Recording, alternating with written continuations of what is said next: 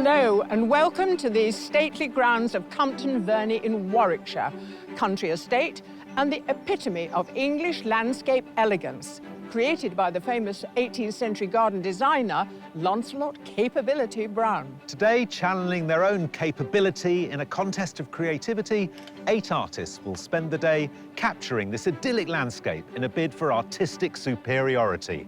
It can only be a brand new episode of Landscape Artist of the Year. Over the course of the summer, 40 artists have been tasked with painting some of the most thrilling scenery that Britain has to offer, from staggering feats of engineering to elegantly sculpted gardens. The view that I've got in front of me is absolutely perfect, she says. Selected from thousands of applicants, they will capture and interpret these magnificent views as their own unique landscape works of art. My worst nightmare. Oh, good! I'm thrilled for you, and I'm also very sorry. Each artist has just 4 hours to complete their masterpiece in their chosen medium. I would obviously like another 4 days. I've got an awful lot to do. Awaiting the winner, a prestigious £10,000 commission from the Manchester Art Gallery to create a piece that celebrates both the natural beauty of England's northwest and its industrial heritage.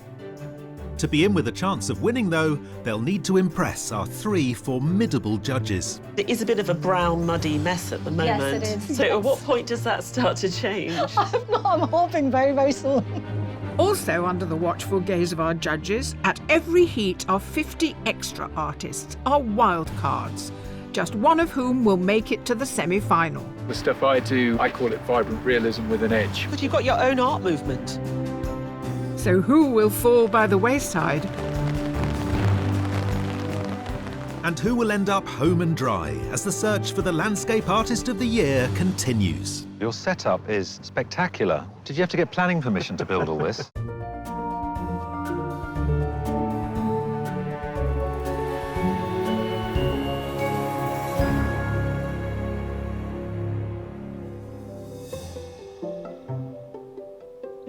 Of the 8 artists contending for artistic acclaim today, 5 are professionals. Sheila Walsh, Brian Hindmarch, Chloe Letizier, Patrick Wilkins, and Angela Webb. I haven't done any practice. I thought I'd keep my powder dry and just see what struck me on the day. Might be regretting that. Joining them are 3 amateur artists, Afshin Nazir, Justine Warner and Mark Bonello. I'm a HGV driver, so I'm usually driving around, getting to see some really lovely sights, but not actually having the time to paint. So having 4 hours today is, I'm going to relish it. While our artists get in gear for the day ahead, the judges have the chance to inspect their submissions, the originals of which they're seeing for the first time. We have a wall that, like yourselves, is bursting with interest and vitality. We start with someone who's clearly interested in skies. I'm completely taken with it. I love the brush strokes and the trees. They're sort of drippy, and then you get the same treatment of the water, and there's a really nice touch of blue that sort of sings. It's well put together. I think it's just a very beautiful, evocative painting, really. I love this fantastic use of the red ground because you get a really expressionistic painting. It becomes sort of supernatural, but we know what the place is, but it's done in the most interesting way.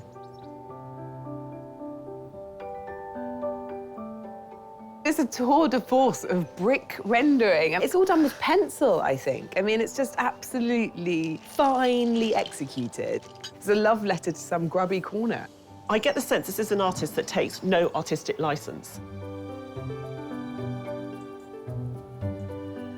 This next one's given me vertigo. The composition is fantastic, but it's an exercise in stylization. None of nature is rendered in a realistic form. I just love that sweep of that wave just about to crash. It's very graphic and it tells us exactly what's happening.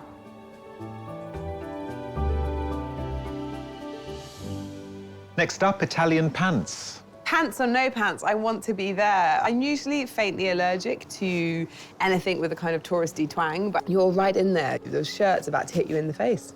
What I find extraordinary is the sense of light coming through the clothes. I don't know how they've done it.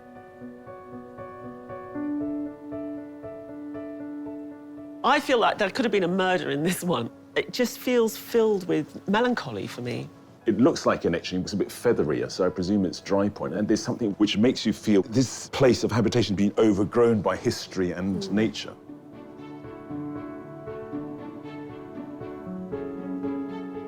This is such a great painting. You really feel the depressed nature of industry. And then you've got this light colour palette, which actually feels quite charming. I think this artist likes to paint sort of weird stuff. You get a sense of the decaying boats and the decay reproduced in the way the paint is put on.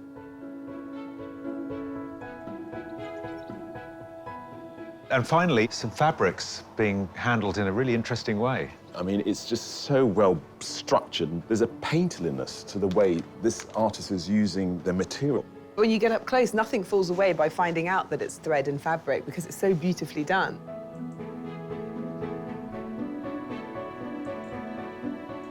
Here we go, 8 artists. Will they, like the 3 of you, prove to get better and better the more we know them? Ah. Artists, I hope this image of pastoral perfection is to your liking as your challenge is about to begin. You have 4 hours to complete a winning work of art. Good luck, everybody. Your time starts now.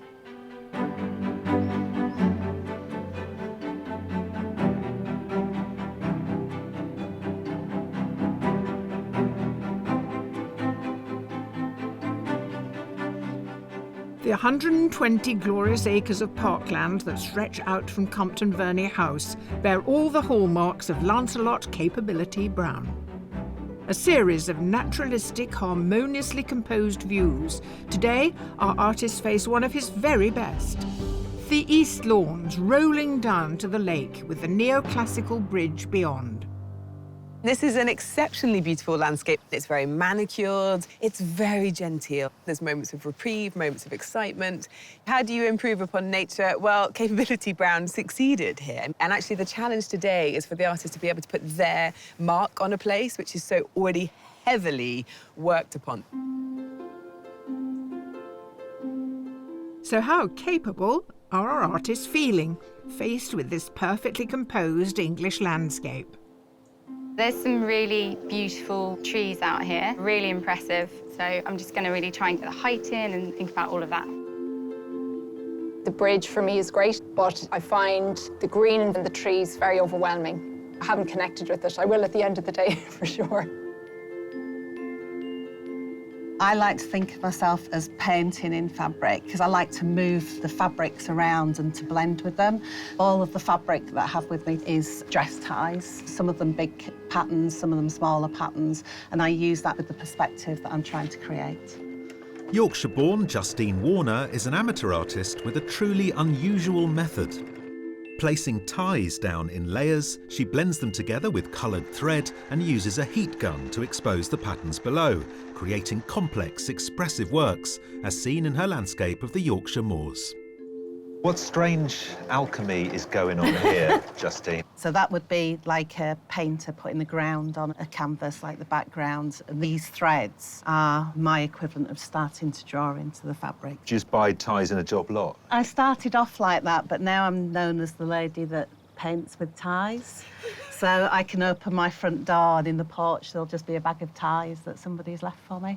Wow. I've always worked with textiles. It's kind of escalated. When I'm driving down the road, I'll see a landscape in ties. In ties? In ties. And when you see a tie on a person, do you see a landscape? Yes. It's quite tempting. Just snip that tie.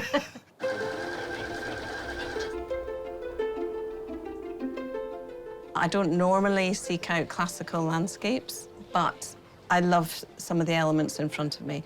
And I was actually an architect, so I'm very attracted to that bridge.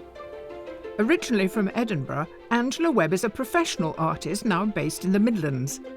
Drawn to dynamic compositions, her view down a Venetian street painted during a family holiday features her daughter, who joins us gazing up at the geometric tangle of washing lines above.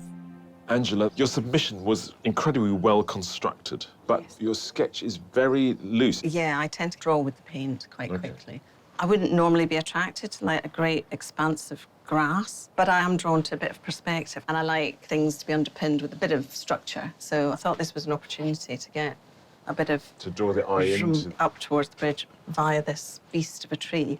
Your submissions are square, so do you use the square quite often? Quite often, it feels more bounded somehow for me. I'll let you crack on. Our 8 artists aren't the only ones hoping to have the blueprint for success at Compton Verney today. 50 daring and determined wildcard artists are busy setting up further along the lake's edge. I brought far too much. Easels, lots of paints, a can of iron brew. I wanted a bit of a roll for my paintbrushes and my pens. Couldn't find one that was quite big enough, so I've gone and made my own that has little sections for everything, even my sketchbook. I'm an old roadie. I retired and decided to spend my days in the garden painting instead of touring around the world with bands like The Stones, Pink Floyd, Black Sabbath, all of them, you know. If any of their landscapes strike a chord with the judges today, they could land themselves a place in the semi-final. Paul, did you have to get planning permission to build all this? What's going on? I built a little contraption to create a cover that hopefully stop the rain coming in. And this is all because you like to work on a canvas bigger than my house? Yes. As the wildcards lay down their first brushstrokes, back in the pods, one of our artists is taking steps to ensure she's happy with her own. I'm trying to capture the right composition first as a sketch. If I don't lay out my painting correctly, then no matter how beautiful the actual paintwork is, it's never going to look right. This is the nerve-wracking bit for me. A self-taught artist, today is civil servant Afshin Nazir's first time painting en plein air. Having grown up in Pakistan, she's become smitten with the ever-changing skies of her adopted home, depicted to dramatic effect in her oil rendering of Windsor Great Park. Actually, we're in a capability brown landscape, and he was really specific about where he put trees in order to give an overall composition. Are they in the right place for you? Nothing's ever in the right place. Oh, really? But I see you're working on the 2 Wellingtonias in the distance. Oh, yes. And they're waiting down that right-hand side. Did you spot them straight away? Yes, I very early on, and then it was just a question of I'm just trying to arrange everything in a way that works. And there's something sort of almost like symbolist painting in your art. It's all about mood and atmosphere. Yes, it's definitely not going to be as is. So what mood are you looking for? It's going to be moody. Dark and moody. Not too dark. OK, middly dark and moody. Mid-moody. It's a busy first hour. This first stage is just finding my way, really. But once you turn the plate over, it'll be, hopefully. Brian Hindmarch, a lecturer from Bradford, has devoted over 50 years to the art of printmaking. His dry point of a wintry western hall follows his tried and trusted process. First, a charcoal drawing on site, then retreating to the safety of his studio to complete the work, a luxury he doesn't have today.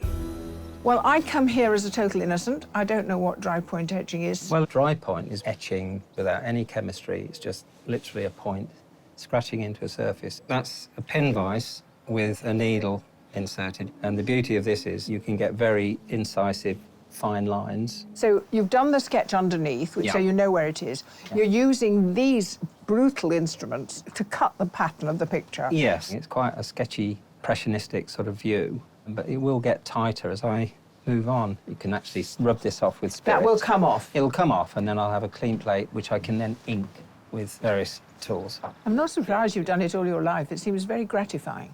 Thank you. Yeah, it is.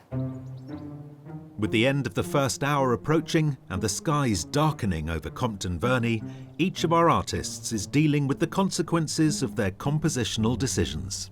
My palette choice today, I wanted to consider the sort of dark mood, so hopefully I've captured that a little bit. We've got an expansive lawn that I was a bit troubled by, but actually there's very faint diagonal mowing lines which are helping me. But I've got an awful lot to do. I would obviously like another 4 days.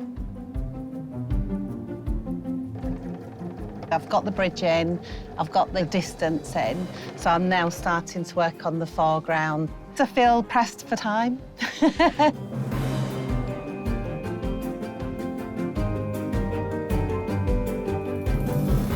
In Warwickshire, 8 artists are an hour into their challenge to depict the beautiful Capability Brown design grounds at Compton Verney. And one artist in particular is relishing the opportunity. If I get the chance, I'll paint plein air, but it doesn't really happen that much because I'm on the road quite a lot. At school, my teacher said, "Mark, you'll never get anywhere looking out of a window for a living," but that's, that's what I do. HGV driver Mark Bonello keeps his kit in the cab of his lorry and paints whenever he has downtime on the road. His atmospheric landscape of a dry dock at Kilkeel in County Down was completed in oils. Mark, from a kind of rusty-looking shipyard to a bucolic English landscape. My worst nightmare. Oh, good! I'm thrilled for you, and I'm also very sorry. I mean, it's good to have a challenge. It is. And I've got a bit of discoloration and found something to paint. You've zoomed in immediately on the bridge, and your version of the bridge already I can tell is the underbelly of the bridge, the other side of the bridge's life that we don't see. What attracts you to that kind of narrative? Maybe it's from my job. I get to see a lot of grime and dirt. But the more you look at something that some people might deem as manky, you kind of see some, beautiful colours in there, beautiful shades. I completely agree with you. I think the way that you put paint down, it kind of underscores your message. Although you're interested in a kind of darker narrative, your painting style is actually light and good looking. And at the moment, I'm loving the reflections up off of the bridge, and that's what's really drawing me in. I'm excited to see it through your eyes.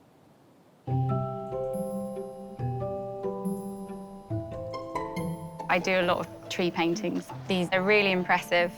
Capturing that and really getting the scale of them is going to be quite challenging. Chloe Letizier's passion for landscapes traces back to her childhood in Guernsey, a place she left at 18 to pursue her ambition of becoming an artist. Her expressionist submission, painted in acrylics over 4 hours, depicts the shed at the end of her South London garden. Now, Chloe, your submission had this incredibly strong, vibrant red. This is entirely different. You've chosen this enormous tree. I think I have found something there now that I want to work with, which is the branches meeting. I like to capture something that's beautiful but interesting.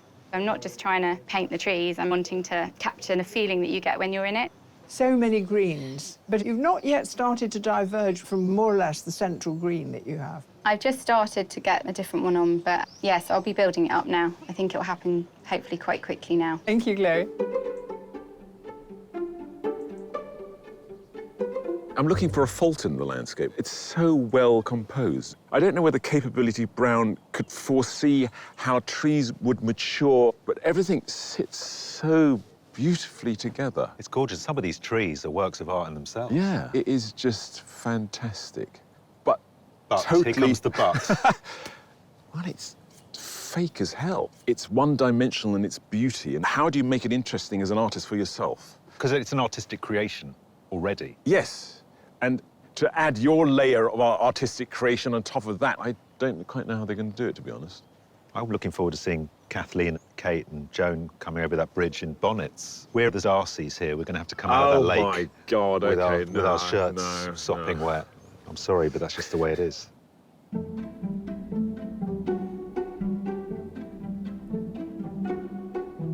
It's hard to think of something that I'm happy with right now. I've got a vague composition, which I've just changed. I wanted to keep the bridge as kind of the focal point, but it wasn't big enough. I'm behind where I wanted to be. A technical illustrator by trade, Patrick Wilkins threw himself into creative drawing a decade ago. His highly detailed, often melancholic pencil and paint depictions of urban scenes, such as his submission of an alleyway near his Kent home, are meticulously rendered, taking upward of 40 hours to complete. Now, Patrick, I get the sense that you're an artist that has to paint every little detail. Yes, that's pretty much true. Everything has to be as it should. So, have we given you a curse with every blade of grass here? Pretty much. Good, yes. That's what I like to hear. So we're going to make it really tough for you today. So, given what I've been given, the bridge is the best I can muster from my usual way of working. You put it quite low.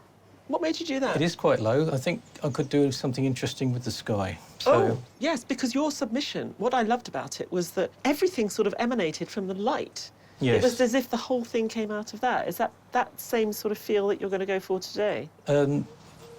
If I can get it, yeah, in the time allowed. I think I can get some sort of moodiness generated from a cloudy sky, although it keeps changing, so it's a bit tricky. It's probably going to have to be semi-imaginary. Also, a bit of artistic license. I know, it's breaking all the rules, Bit of freedom.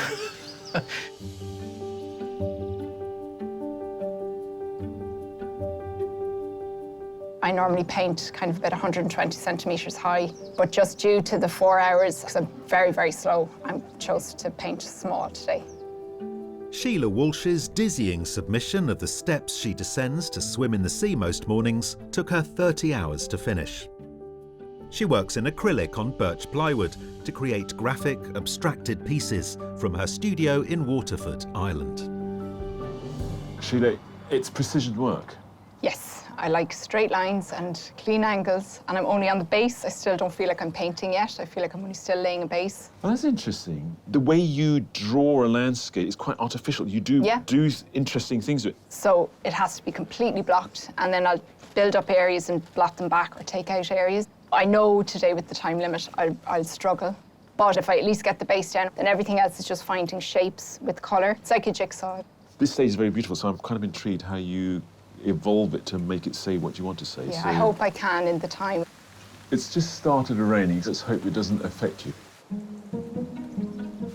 In another corner of Compton Verney's grounds, as the heavens open, our Wildcard artists are rather more exposed to the elements.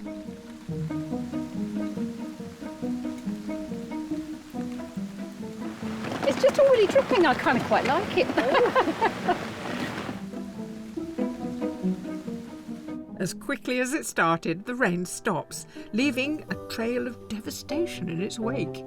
The rain actually turned my acrylics into watercolours, so I'm trying to work around that. I'm using water mixable oils, so in the shower, a lot of unexpected patches and lines suddenly appeared. I realised the tent's not fully waterproof, so I've got a wet bum now. That rain came out of nowhere. Yeah, but we've had artists in the past who say that the weather has made their work. I think some of them have been really thrown by the weather. I mean, they painted something really moody with a grey sky, and now it's bright blue skies. They're deciding whether to change it or not. But I just think they're so admirable, our Wildcards. Very dry, considering we've been working driving rain. Back at the pods, and with almost half of the 4-hour challenge now up, our artists' fortunes are reflecting the mixed weather. The key part of the picture was the bridge, but I don't think I've done it particularly well. I'm not happy with the way things are going. I would like to be happier. Halfway, it's a bit scary. It's a lot of branches entwined and that feeling of intensity. It's just starting to feel like it's coming alive a bit. That bridge was so difficult. I'm still not 100% happy with it. Ah!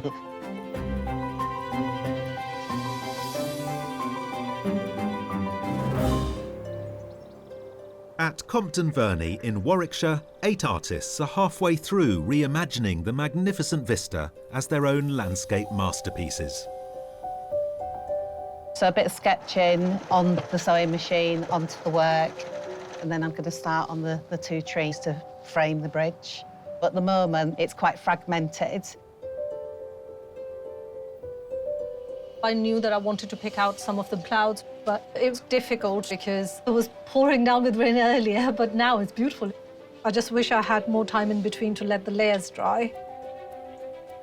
I was equally drawn to these lowering trees and that beautiful bridge, so I wanted the eye to be drawn from one to the other. You found these diagonals to pull us forward. Did you do that because you were looking for the drama in the landscape? Do you feel that it's all too tidy? There is a tiny bit of that, yeah. Having spent the morning scoring his composition into an acetate plate, printmaker Brian is ready to reveal his first proof. It's fairly hazy and not quite as strong as I wanted it. I might do one more proof after this. And do what this time different? Different paper, less weight. I need a little bit more definition before I tackle the last stage, which is working with pastel on top of the print. So it's quite an interesting mixture of creative, artistic stuff and technical know-how. If it works. If it works. It's not just the perfectly composed landscape that has our artists feeling green today. They also need to contend with the scrutiny of our 3 judges. So what do they make of progress so far? Halfway time, there's been quite a lot to see already of what they're going to produce. Sheila's is extraordinary. Sheila has to reduce everything in front of her, which is monumental and classical, and then she puts it into this filter and brings out these shapes. There's a really interesting process at play. But she's trying to play safe today. The painting's very small, and so it feels claustrophobic. Now, Afshin, what do we think so far? Yeah, I think Afshin sort of made a lovely, intense composition. I love the way she worked with all those dark colours first to give us this kind of dramatic contrast. I'm not so sure that Afshin has resolved her painting as much as I would like it. There are these little wonderful passages of paint, but somehow the whole thing isn't coming together yet. There's a danger of simply it being a picture of a bridge. We need to elevate it, don't we? Has Mark done that? Mark's looking for something a bit more ugly than what he has here. He's really zoomed in to give us this tight crop. I'm worried that he's taken the bridge too high. He's going to have this race at the end to fill in this huge space, which is going to completely transform the way that bridge actually feels.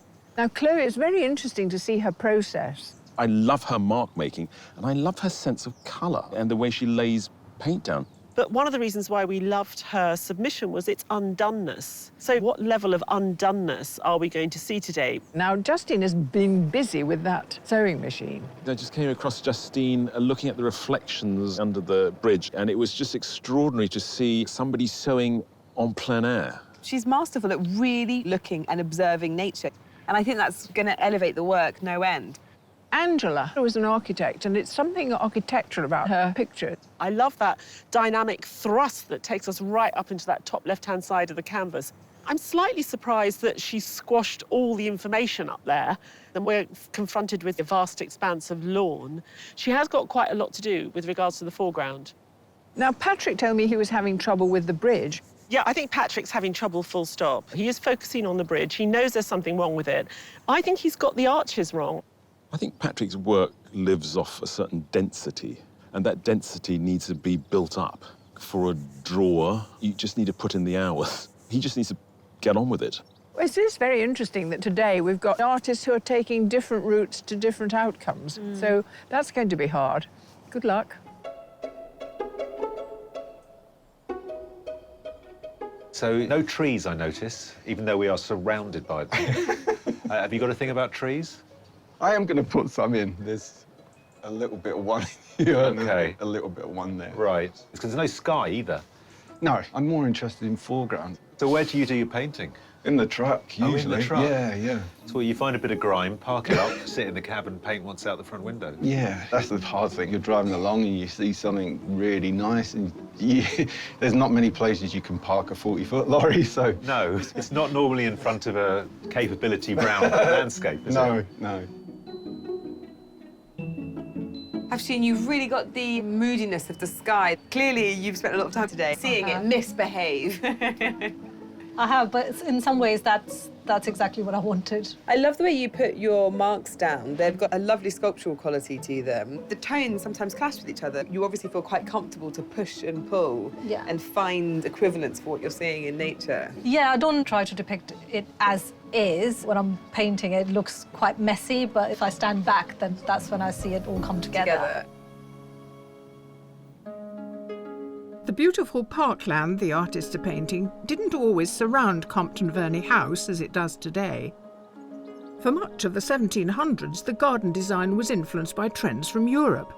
Then in 1768, to keep up with the latest fashion among the English aristocracy, Lancelot Capability Brown, today renowned as England's greatest gardener, was commissioned for an extreme 18th century garden makeover. Capability Brown was a world leader, really, in the English landscape movement, and what he tended to do was take landscapes and make them into picture-perfect pastoral vistas.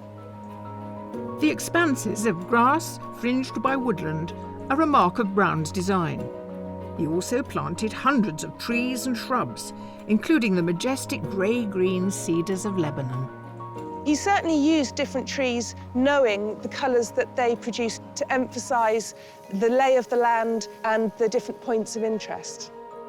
Another signature feature is the curving lake, with its neoclassical bridges, to ensure visitors had the most impressive view as they arrived by carriage. The lake also offered a more practical purpose when Brown added an 18th century must-have to the grounds, an ice house. Ice would have been taken from the lake in the wintertime and stored in the ice house, and the family at the time would have been able to have cold puddings, cold drinks throughout those winter and even into the spring months. Today, the lake retains its practical function with a water source heat pump, warming the gallery inside the house, continuing Brown's legacy of harnessing natural resources on the estate.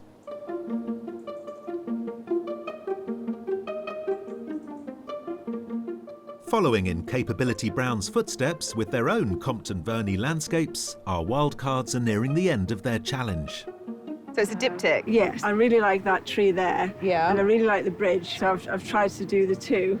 Which one did you enjoy painting more? Because, of course, they both got separate challenges. I think I need to work on the bridge a little bit more and actually try to get rid of some of the detail. Get rid of some of the detail? Yes, okay. yes. That's quite surreal. I don't really like doing just greens and blues. The stuff I do is, I call it vibrant realism with an edge. God, you've got your own art movement. Wow. This is a gorgeous wee thing. Tell me how you've made it.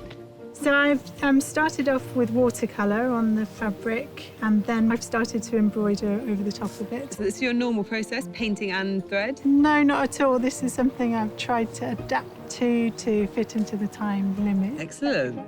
So which of our wildcards has the contest sewn up today? There's a woman painting her trees in the opposite bank, very dry. I'm feeling a bit sort of thirsty talking about it, but it's kind of dusty and rather beautiful. I quite like the energy in that diptych. There's a lot Yeah, of horizontality, and I like the oiliness of the paint. I saw them together early on, and it was like, wow. There's a woman sat underneath a tree with a little watercolour that she's then embroidering on top. Just got to find one lovely wild card. I think there's one that I would champion, actually. Is it the diptych?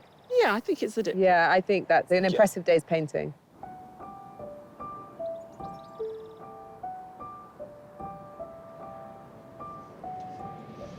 Well done. You're a winner.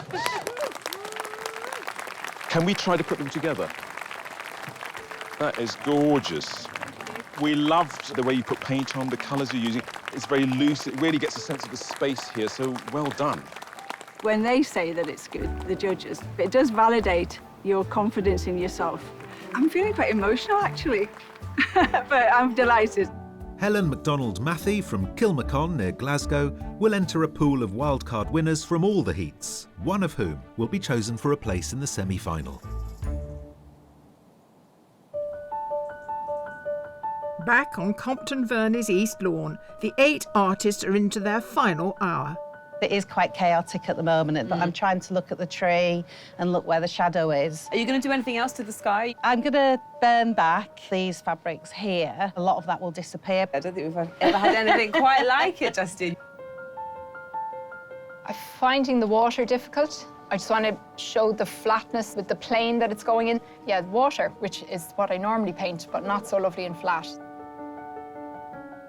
I'm just trying to work out how to do the sides of the lake, the undergrowth, and then the water. I've no idea how I'm going to do the water. I'm not feeling brilliant about it. If I overwork it, then that could lose it. But then again, also have to push it. So that's the question.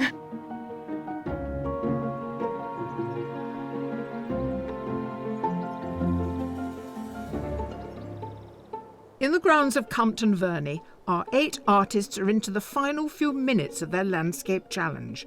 And for some, the question is when to step away. I'm in that weird place where maybe I should just stop, or I'll turn it into something else. I don't know. Can't see the wood for the trees, quite literally. I'm burning back through the top layers just to reveal the pattern fabric in the background. I was happier with it 10 minutes ago. I do think I've got one too many trees in here. I just have a few highlights in the water that I want to pick out and that little bit of blue sky.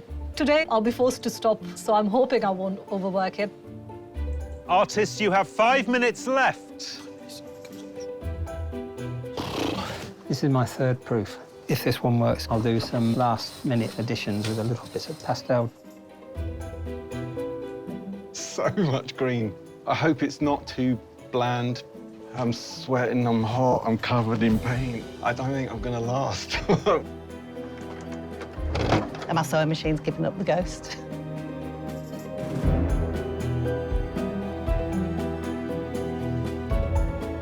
Artists, your time is up. Please put down your equipment and step away from your easels. I'm relieved it's over. I was fairly calm at the beginning, and then everything seemed to go horribly wrong, and I was really panicking. As it turned out, it wasn't as bad as it could have been at one stage. Only one artist can make it through to the semi-final, so while they take a hard-earned break, the judges start by narrowing the selection down to a shortlist of 3. Lots of lovely green paintings. They all found the drama in their own ways. I love Brian's submission for the dry point touch and feel. And in trying to work the landscape, I think he's added too much pastel, and so what we've got is colour and tone, but we don't get that richness. It's almost as if we're surrounded by the vortex of the branches, and I do get a real sense of that. Angela managed to keep that dynamic quality. I really, really love the treatment of those trees, but I don't know if I love the amount of loose paint in the bottom left. I find it's an incredibly well thought through composition, but that sense of having all this empty space to deal with, I think that's where Angela suddenly thought, how do I enliven this? And she did it with a language that isn't present anywhere else in the painting. I love Chloe's greens, the luminosity, I love her palette, I love the fact that these trees are sort of writhing. I think it's a rather lovely piece. Chloe's not painting the precise reality of what is in front of her. She's painting an impression of it. The trees are what makes the drama, and she's really taken us in amongst them. I recall Mark's bridge halfway through the day, and I just couldn't see how he's going to make any sense of placing it in a landscape. And I don't know how he's done it, but I understand exactly what he's talking about. He's looking for things which are sort of unexpectedly beautiful. That water's just really beautiful. I think it's got a very quiet energy. It's like a love letter to that bridge, almost. Afshin's painting's a little treasure, isn't it? I mean, it's intense, it's brooding. That sky tells the story of all of the skies we had today. I think Afshin's really good at capturing a sense of mood. It's poetic, it's melancholic, and it is dark. But the yummiest thing is the way the paint is put on. Yum. Sheila stuck, you know, with that beautiful stylization and this range of colours that work incredibly well together that she found in the landscape. There's an amount of work required of the viewer, and sometimes I find that work is almost too much. But the way Sheila puts paint on, I think is very beautiful.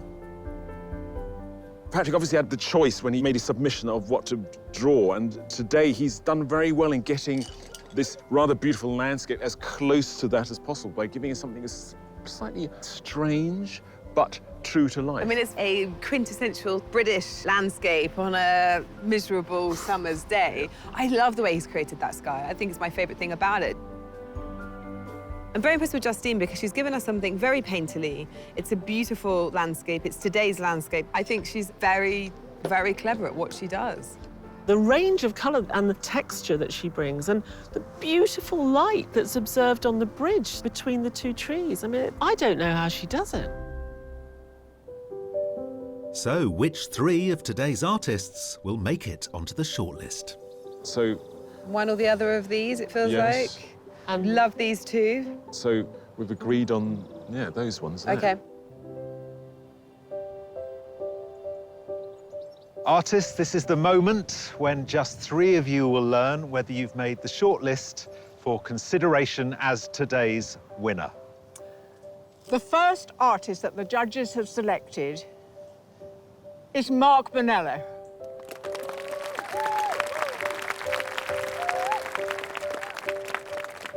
The second artist on the shortlist is Afshin Nasir.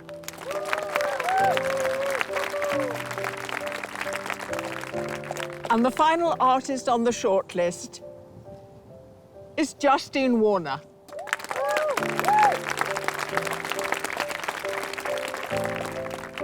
Our thanks to all of you and our commiserations to those who didn't make it through. It's been a great day. I hope you enjoyed it. Well done, all of you. If I didn't love the other works so much, I might feel a bit disappointed, but the fact that I finished something was fantastic. No, I'm really pleased.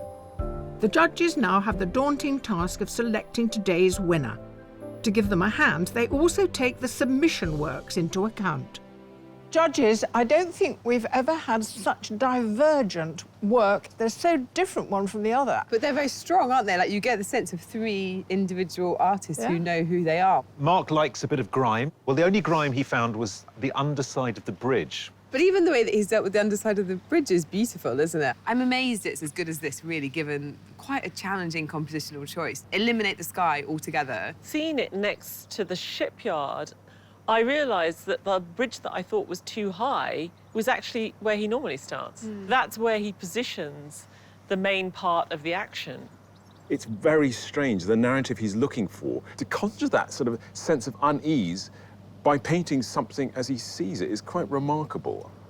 Afshin is a big fan of clouds, and she's given us another interesting sky today. I mean, they're very, very textural clouds. She plays with light in such a beautiful way, so everything feels exaggerated and emphasised, and therefore you get a very moody painting. She's really revelled in the trees, rooting those 2 Wellingtonias on the right-hand side. They've got a real presence. It's almost like they're guardians of the landscape. They're a beautiful pair, Afshin's work. You know, I mean, they are very, very similar in tone and mood. And it comes through the way she places paint down. It is just thick and beautiful. The painting itself has a life of its own.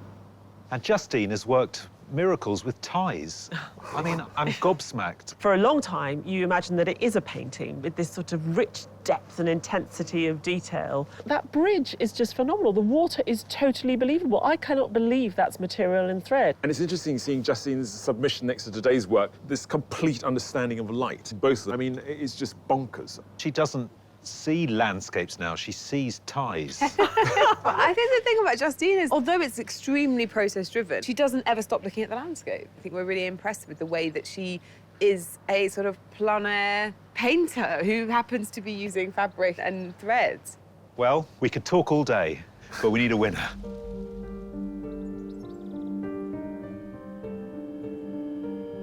Mark, Afshin, Justine, after much discussion and deliberation, the judges have reached their verdict and decided on today's winner.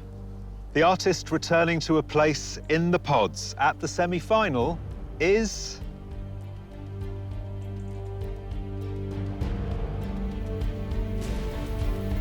Afshin Nasir.